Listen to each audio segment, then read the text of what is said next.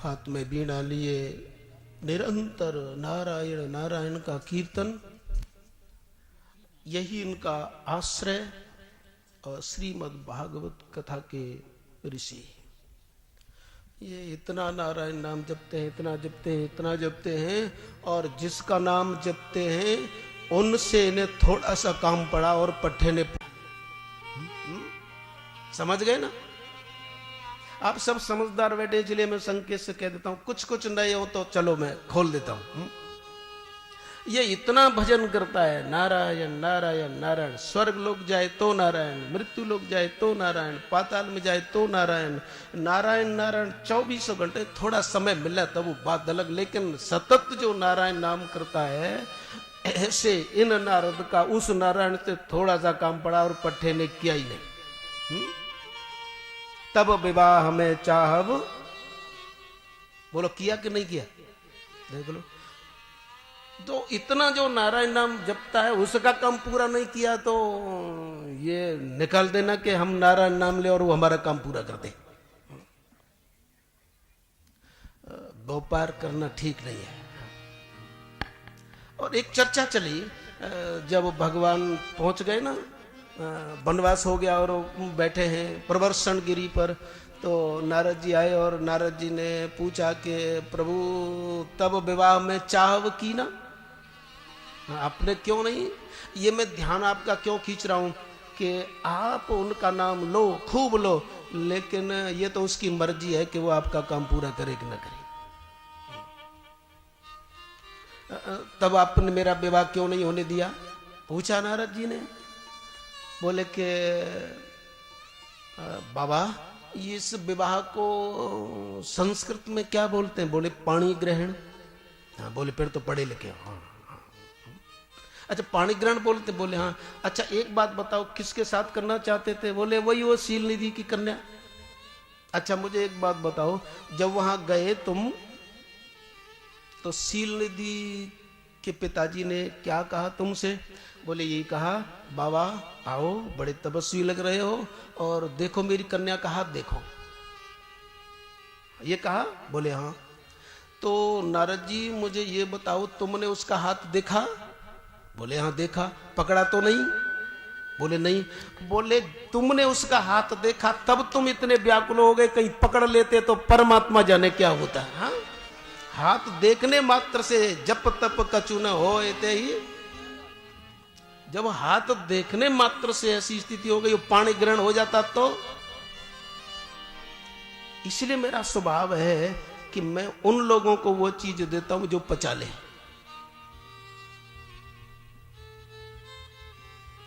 एक पति महाराज अपनी पत्नी की गोद में सिर रखकर सो रहे थे। साहब चलो मुझे भी मस्ती आई, चलो चुटकुला कह दूं। लोगों की ज्यादा परेशानी रहती है, वो चुटकुला नहीं कहते हैं। एक पति महाराज पत्नी की गोद में सिर रखकर सो रहे थे।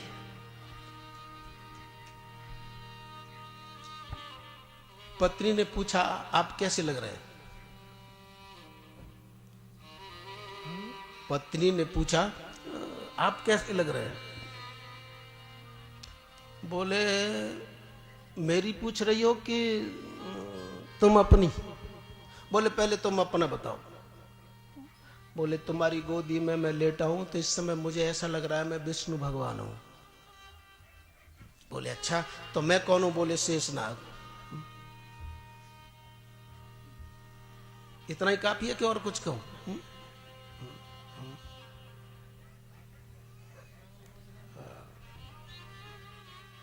तो खूब जपना नाम, लेकिन उससे कोई ये सोचो कि तुम्हारा लौकिक काम कर दे, ये तो उसकी मस्ती है। वैसे महाराज हाँ चलो एक बात हो रही है, चलो कही दे तो फिर मुझे ध्यान रहा नहीं रहा। ये शिव त्रयोदशी का दिन था, तो जगह जगह कथा हो रही थी। तो एक जगह श्रीमती जी गई कथा सुनने, तो पंडित जी महाराज कह रहे थे कि आज के दिन शिव त्रयोदशी के दिन भगवान शिव की शादी हुई थी, इसीलिए यह पर्व मनाया जाता है। घर आई आकर के पूछा अपने पति से कि आपको मालूम है कि शिव त्रयोदशी क्यों प्रसिद्ध है? तो बोले अब उन्होंने कई कथा सुनी तो वहां कहा था प्रवक्ता ने कि आज के दिन भगवान शिव ने जहर पिया था।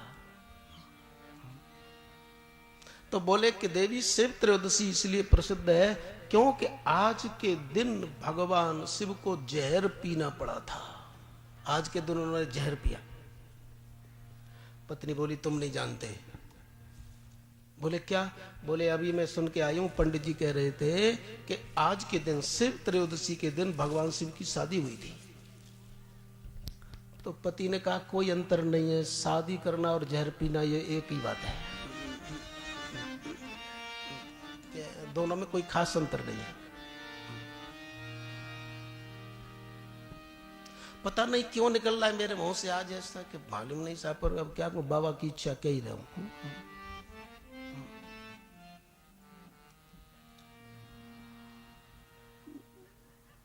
एक नाथ के ऊपर तो कृपा है भगवान की। ऐसी पत्नी है कि यदि एक नाथ कहे कि हमें भजन करना है तो पत्नी कहती है कितना करोगे? बोले 5 माला फेरनी है। बोले 5 मेरे नाम की फेरना। ये तो चलता है, बड़ा अच्छी बात। ये तो सौभाग्य उत्तम मिले साहब। और तुकाराम जी की पत्नी ऐसी बोली है कि ये 24 घंटे राम राम जपते रहते, कुछ बच्चों की भी चिंता है। और एक दिन गए साहब, बोले चल जा रहा हूं। तो ये पहले ईख हुआ करती थी तो गन्ने के खेत पर पहुंचे और ये संत मांगते तो कुछ है नहीं, बस विठ्ठल विठ्ठल विठ्ठल बड़ा सुंदर कीर्तन करने लगे। किसान ने सोचा ये बहुत अच्छा कीर्तन करते हैं, बाबा 5 गन्ने दे दिए, लेके चले आए। अब संत अपने लिए तो जीता नहीं है। रास्ते में कोई बच्चा आया, बाबा ये गन्ना, बोले तू खाएगा? बोले हाँ ले। 4 मिले साहब, 1 रह गया।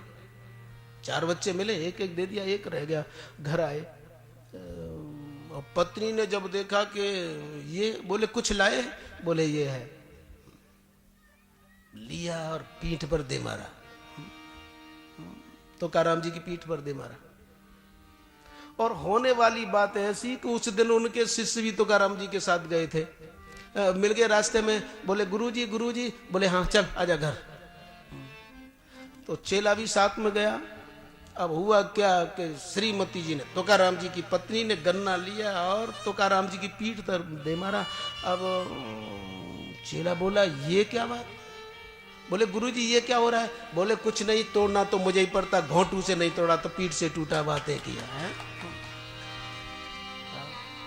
लेकिन तुकाराम जैसी तितिक्षा जिसे मिले वो तो बहुत कृपा पात्र है।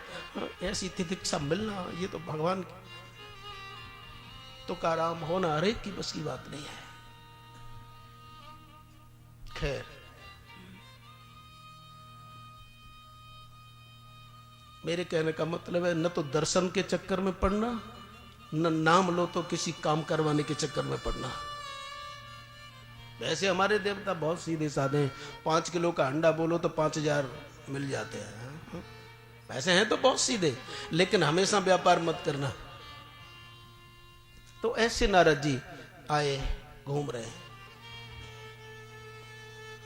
और इधर स्वयं नारायण जिन्होंने व्यास बनकर के अवतार लिया है, इस श्रीमद् भागवत को जिन्होंने लिखा है, ऐसे व्यास जी एक बार बैठे थे सरस्वती नदी के किनारे।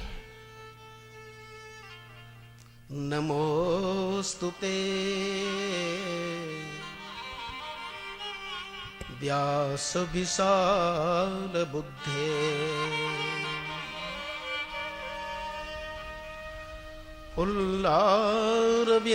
उल्लारविंदायत पत्र नेत्र येन त्वया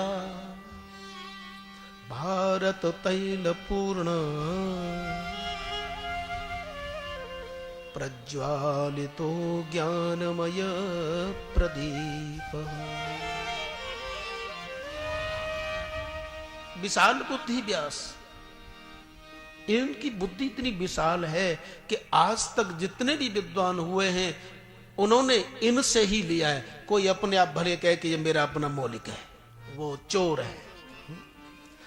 स्पष्ट लिखा है कि जो कोई भी कुछ लिखता है, जो कोई भी कुछ बोलता है, वो सब व्यास का झूठा है। व्यासोच्छिष्ट जगत सर्वम, और अपनी कहता है तो वो चोर है। ऐसे विशाल बुद्धि को भी रोना आया। ध्यान दीजिए, बहुत बड़ी बुद्धि और शांति हो, यह कोई आवश्यक नहीं है। बल्कि हमें तो ऐसा लगता है कि बुद्धिमान सबसे ज्यादा परेशान है, और पागल होकर के घूमे वो। तो परम बुद्धिमान व्यास जी सरस्वती नदी के किनारे बैठे हैं और रोना आ रहा है कि मैंने एक वेद के 4 भाग किए,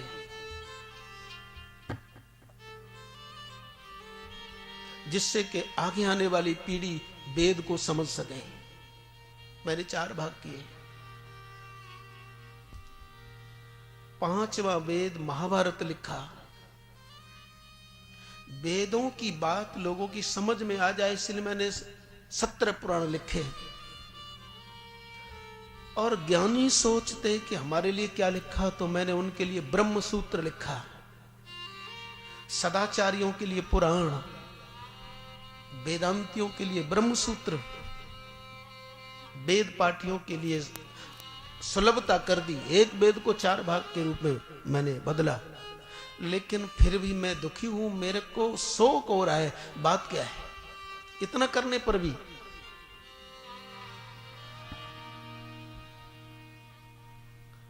सरस्वत्यास्तटे, सरस्वती नदी के किनारे बैठे हैं।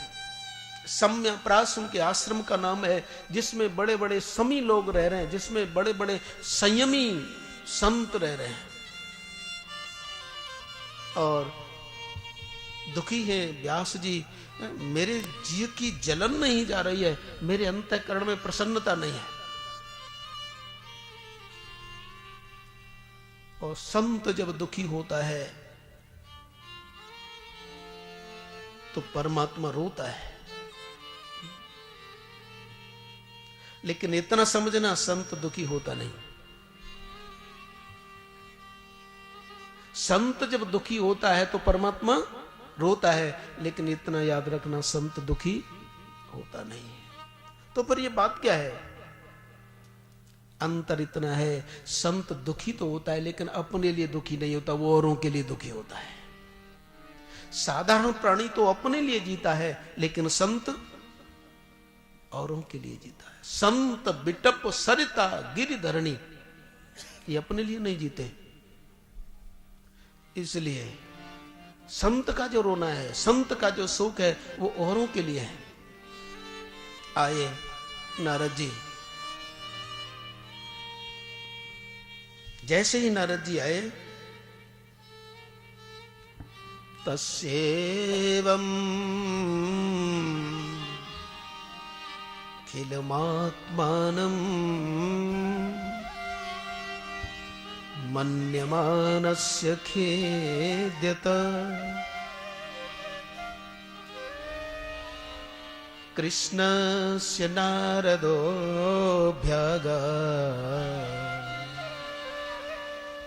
आश्रमं प्रागुरारितम्।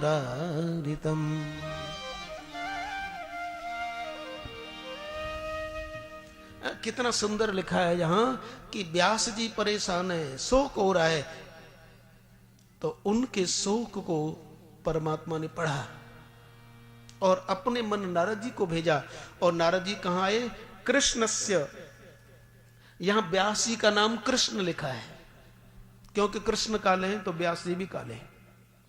और स्वयं ये विष्णु के अवतार हैं। तो व्यास जी के आश्रम में कौन आए? नारद जी आए। और कहां से आए? बड़ा स्पष्ट लिखा है व्यास जी ने कि मेरे जब आश्रम में आए तो सुर पूजितम, स्वर्ग से आए। क्योंकि वो आए तो जो देवताओं का पूजन है ना, देवताओं ने जैसा उनका पूजन किया, उनकी पूजा से मालूम पड़ जाता है कि ये कहां से आए। नारदम सुर पूजितम। तो नारद जी आए व्यास जी के पास, जो दुखी हो रहे हैं। और जैसे ही नारद जी आए,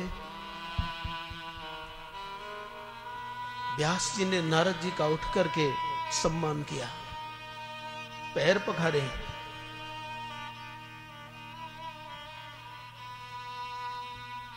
नारद जी ने पूछा कि आपको देख करके ऐसा लग रहा है कि कोई चिंता है?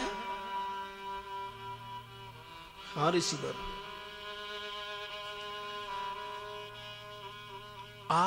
आपका आश्रम और चिंता, यही तो मैं पूछना चाहता हूं कि मैं चिंतित क्यों हूं?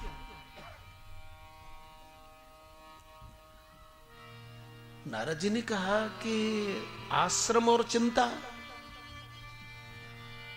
आश्रम में तो आरोग्य होता है। नारद जी ने क्या कहा? आश्रम और चिंता। जो आश्रम होता है वहां तो आरोग्य होता है, जो आश्रम में होता है वहां शुद्ध आहार होता है, जहां आश्रम होता है वहां दीन को आश्रय मिलता है, और जहां आश्रम होता है वहां जिज्ञासु का आशय पूरा होता है। ये इतनी चीजें आश्रम में होती हैं और आप परेशान? बोले यही तो मैं पूछना चाहता हूं कि मैं दुखी क्यों हूं। अच्छा एक बात बताओ, आपने क्या क्या किया? बोले कि एक वेद के 4 भाग किए, 5वां वेद, 1 लाख श्लोकों का महाभारत लिखा, 17 पुराण लिखे, लेकिन जी की जलन न, मेरी जी की जलन नहीं जा रही है। इतना करने के बाद भी तो नारद जी ने कहा कि किया तो बहुत, लेकिन जो करना चाहिए था वो नहीं किया। आपने भगवान की कथा का वर्णन नहीं किया है। महाभारत में आपका समाज शास्त्र है और वेदांत दर्शन में आपका ज्ञानियों के लिए भी विषय है, और नहीं समझे। और वेद पढ़ना हर एक के बस की बात नहीं है। ऐसा करो, सरल सीधी भगवान की कथा लिखो, जिससे कि सरल से सरल, सहज से सहजता में साधारण प्राणी भगवान की कथा सुने और संसार से पार हो जाए। क्योंकि भगवान की जो कथा है वह संसार सागर को पार जाने के लिए नाव है। राम कथा तिन कहूं दृढ़ नावा, कथा नाव है, लेकिन ऐसी वैसी नाव नहीं है। देख लो, नाव तो है लेकिन ऐसी वैसी नहीं, दृढ़। अरे हो ही कमजोर और उसमें छेद हो गया फिर, लेकिन ये दृढ़ है। भगवान के चरित्र लिखो, क्योंकि बिना भगवान के चरित्रों के श्रवण के, बिना श्रवण के भगवान की, बिना लीला श्रवण के भगवान का ज्ञान नहीं होता। और जब तक भगवान का ज्ञान नहीं होता कि उसका स्वभाव कैसा है, तब तक उसमें प्रेम नहीं होता, और जब तक उससे प्रेम नहीं होता तो जीव का क्षेम नहीं होता, उसका कल्याण होता ही नहीं। तो कथा सुनने से क्या होगा? भगवान का ज्ञान होगा। और भगवान का क्या ज्ञान करना है? भगवान का ये ज्ञान करना है कि भगवान का स्वभाव है कि वो हमेशा अपने शरणागत की रक्षा करते हैं। संसार रूपी शत्रु ने आक्रमण कर दिया है, और यदि वह संसार शत्रु से बचना चाहता है तो उसे चाहिए कि भगवान की शरण जाए। तो भगवान अपने शरणागत की रक्षा करते हैं। कोटि विप्र बदला गही जाहो आए शरण। तो भगवान की लीला रखो, उससे भगवान के स्वभाव का लोगों को मालूम पड़ेगा।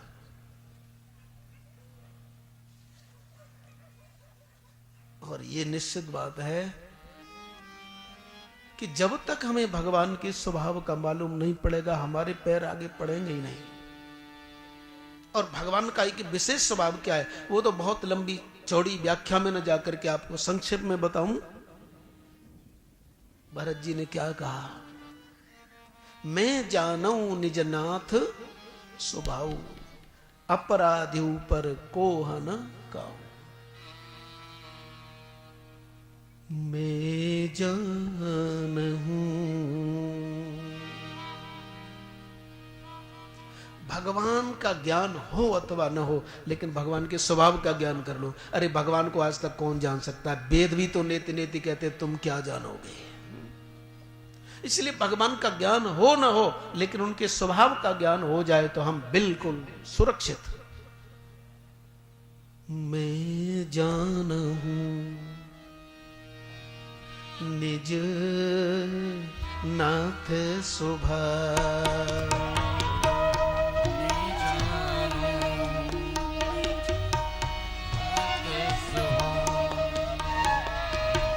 मैं जान हूं निज नाथ स्वभाव, मैं जानूं निज नाथ स्वभाव।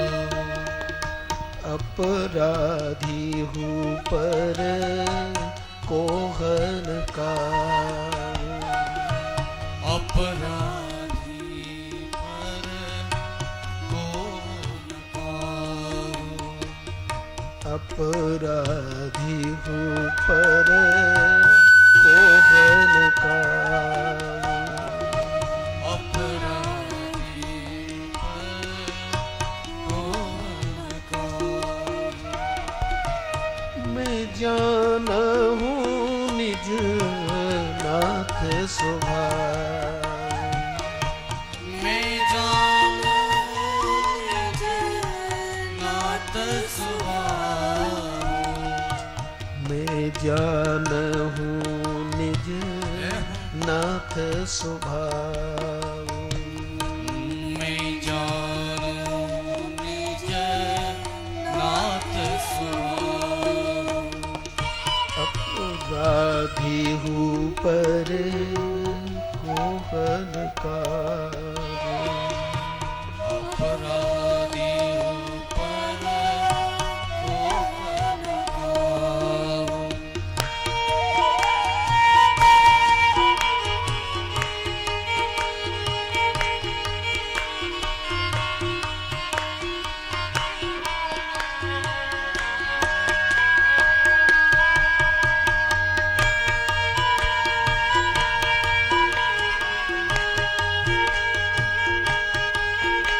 ताली बजाइए, प्रभु का स्वभाव देखिए।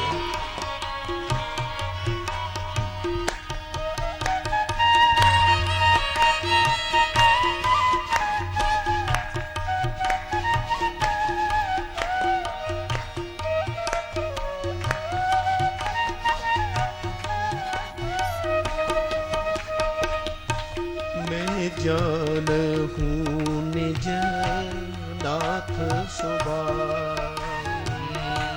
मैं जानूं निज नाथ स्वभाव। अपराधी हूँ पर कोहन का, अपराधी पर कौन पाऊं।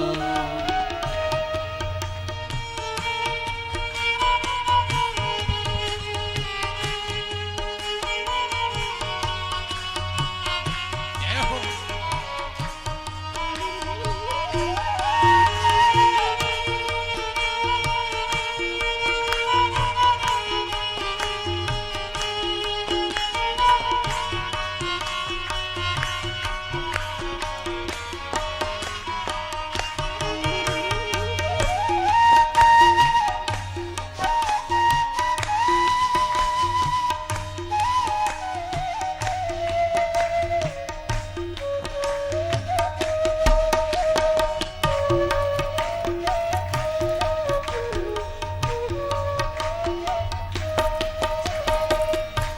कोटि विप्र बध लाग जाओ,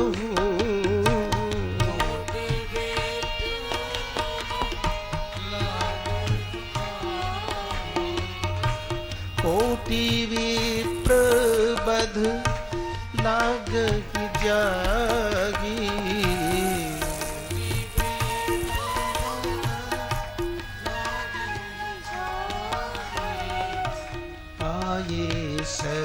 शरण तजहु नहीं ताहू।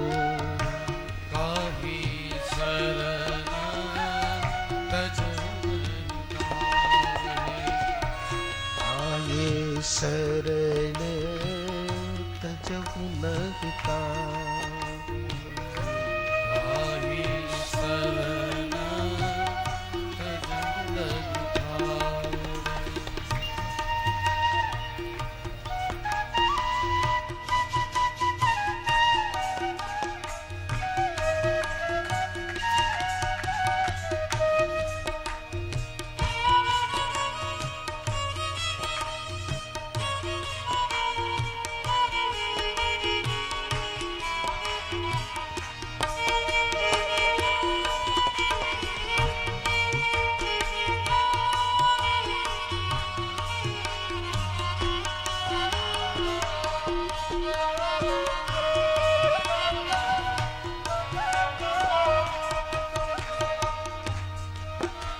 देखो भगवान तो स्वयं अपने मुखार बिंद से कहते हैं कि कोटि विप्र बद लागहि जाहू, आए शरण तजौ नहीं ताहू।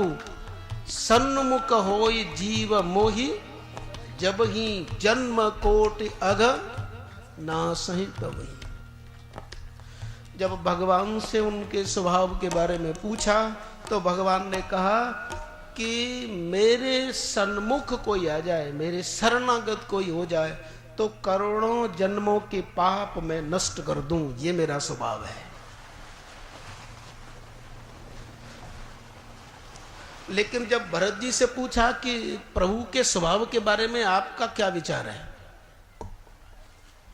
अच्छा आप अपनी वस्तु का वर्णन करो तो पूरा बताओगे कि कुछ संकोच करोगे? आपकी महिमा का वर्णन हो और आपसे कोई आपकी महिमा का वर्णन कराए तो आप संकोच से करेंगे ना करेंगे?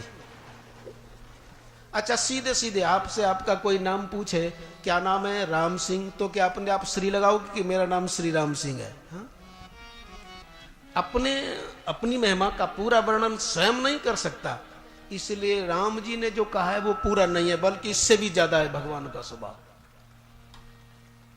जब राम जी से पूछा कि आपका स्वभाव क्या है, कि जन्म कोटि अग नासहि तवहि, सन्मुख होए जीव मोहि। जीव जब मेरे सन्मुख हो जाए तो उसके करोड़ों जन्मों के पाप नष्ट हो जाए। और जब भरत जी से पूछा कि आपका क्या विचार है प्रभु के बारे में, तो भरत जी ने क्या कहा कि मैं जानू निज नाथ स्वभाव, मैं अपने स्वामी का स्वभाव जानता हूं कि अपराधी पर कोह न, कि वो अपराधी पर भी क्रोध नहीं करते हैं। तो किसी ने भरत जी से पूछा कि प्रभु श्री राम कुछ और कहते हैं और आप कुछ और कहते हो।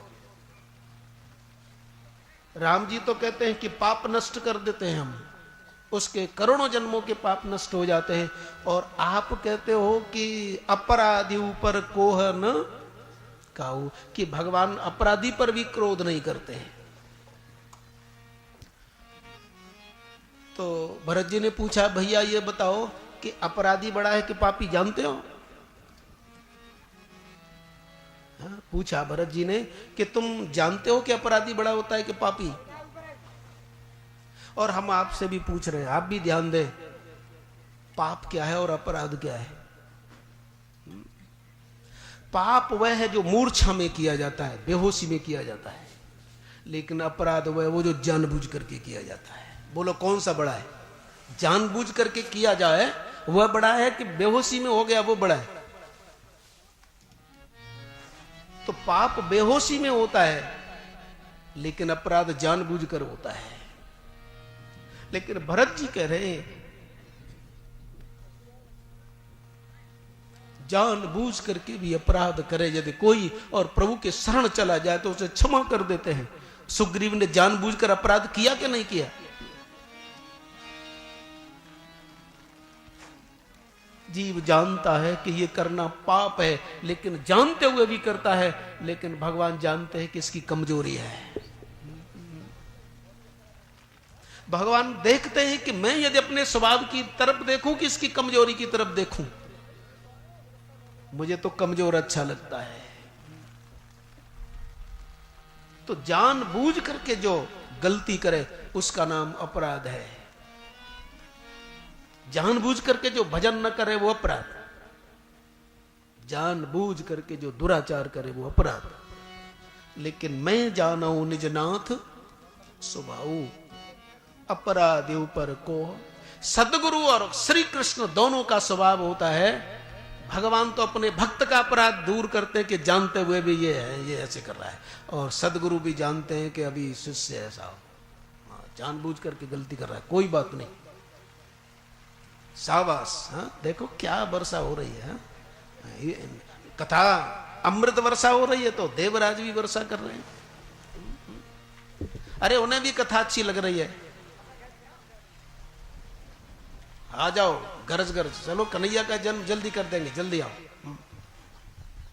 तो अपराधी ऊपर कोहन काऊ, ये तो खैर शायद वर्षा ऋतु के निकट का मौसम है, यहाँ तो जाड़े में भी वर्षा हो जाती है, तो हमारे पीछे तो इतना पड़ गया है। अब ऐसा लगता है कि पहले से ही वाटर प्रूफ बनाना पड़ा करेगा। बोलो सच्चिदानंद भगवान की। मुझे घड़ी दे देना, पता नहीं कितने बज रहे हैं, 5 बज गए, अच्छा चला 5 बज गए, इसीलिए इंद्र 3-5 कर रहे हैं। तो मैं जानू निज नाथ स्वभाव, अपराधी ऊपर कोहन का। जानते हुए भी अपराध को, जानते हुए भी कदाचार को प्रभु देखते नहीं।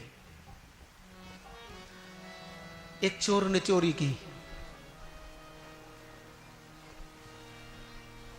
बरसात का मौसम था, बरसात जब हो रही है तो उसकी याद आ गई और हमें चोर की भी याद आ गई। तो बरसात का मौसम, चोर ने चोरी की, पुलिस को मालूम पड़ गया, पीछे दौड़े, पुलिस वाला पीछे दौड़ा, मैंने देखा इसने चुराया, दौड़ा। अब चोर विचार करता है कि मैं कहीं गया, किसी साधारण आदमी के घर गया और वो बिना बताए नहीं मानेगा, इसलिए वो चोर दौड़ा चोर दौड़ा और एक संत की कुटिया थी, संत के पास दौड़ा और संत से कहा कि महाराज मुझे छिपा लो, मेरे पीछे। बोले तेरे पीछे कौन है? बोले मैं बताना नहीं चाहता लेकिन मुझे छिपा लो। बोले सत्य सत्य बता। अब वो चोर विचार करने लगा कि साधु से झूठ नहीं बोलना चाहिए, तो बोले मैं चोर हूं, मुझे चोरी करते हुए देख लिया है और एक पुलिस वाला मेरे पीछे। संत ने कहा भाग यहां से, तू मेरे पास आया है तो वो समझेगा कि इसकी भी कुछ 60 गांठ होगी, एक ही गांठ परेशान करती है और 60 लग जाए तो मेरी भी कुछ 60 गांठ होगी, इसलिए बोले तू जा।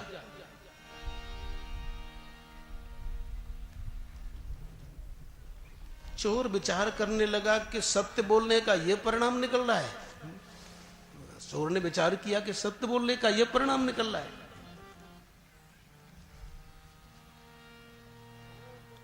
संत के हृदय में बिजली कौंधी और उस संत को अचानक क्या सुनाई दिया?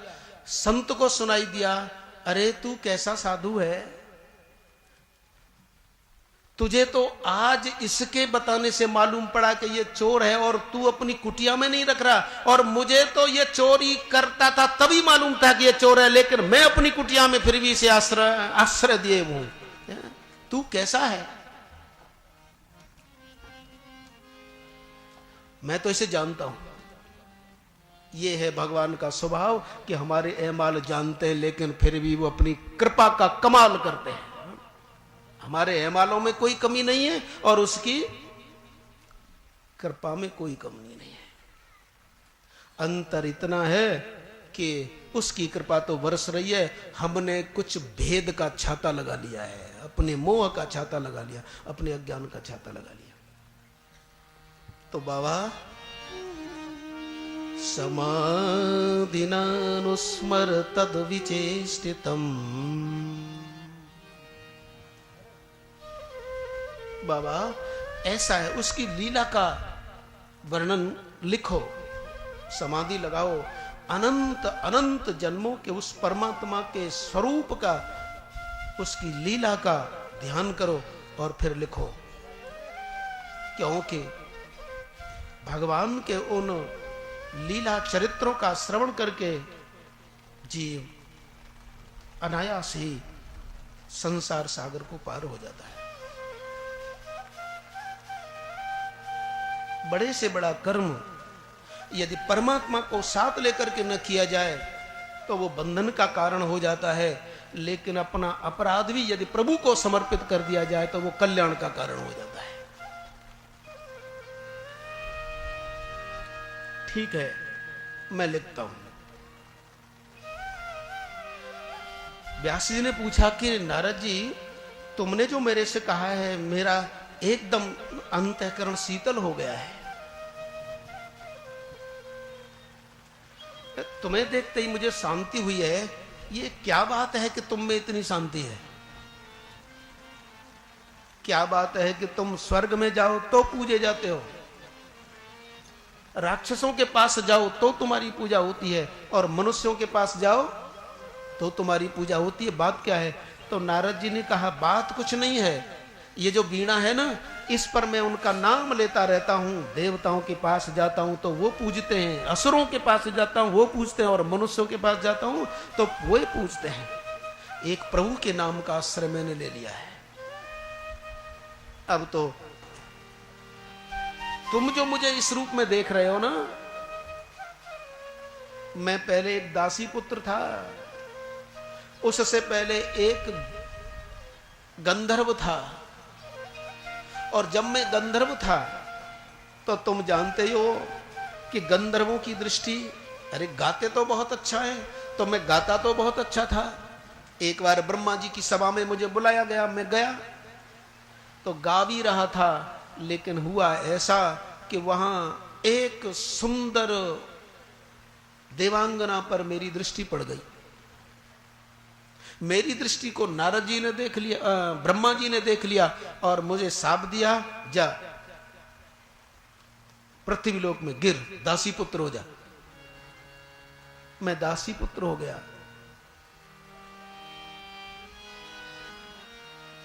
लेकिन कोई क्षमा करे या न करे, लेकिन मेरा ठाकुर ध्यान रखता है और क्षमा करता है। दासी पुत्र बना मैं।